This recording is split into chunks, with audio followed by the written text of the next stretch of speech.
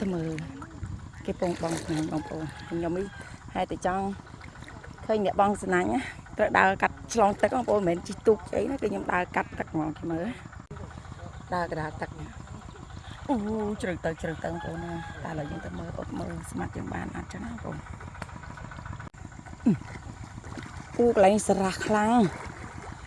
ស្រះឲ្យក្រងនេះអូត្រីក្នុងក្រងហ៎បងអើយដើរជន់នោះលោតហើយលោត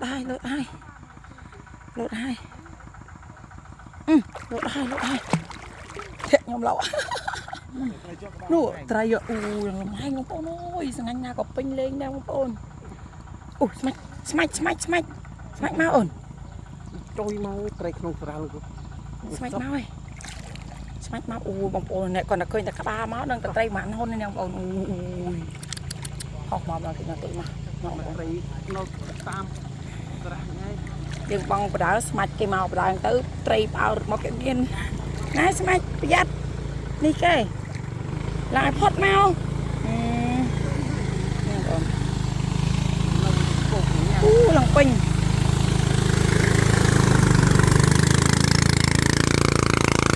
ត្រីផ្អើលោតឡើងលោតអូនេះយើងបងស្នាញ់នៅសមុទ្រទឹកកលោកអបកាច់ថាបានតលេសមុទ្រអញ្ចឹងទៅគាត់និយាយគាត់គេដឹងតែកំសត់ក៏មានក្តីសក់យើងក៏មិនសត់កំសត់ណាឃើញទឹកកលោកស្មាច់បោកលលោកមកអបកាច់ថាយើងបានតលេងជុំបាទសមុទ្រនោះទូកពីរខាងនោះគឺទូកយកត្រីមកទុកបងប្អូនអើយលោតហាងបងហើយស្មាត់ស្រីកំពុងរៀបចំសំណាញ់ទៀតបងប្អូនអីតែយើងអត់សំណាញ់នេះសិននោះដល់លើឲ្យត្រី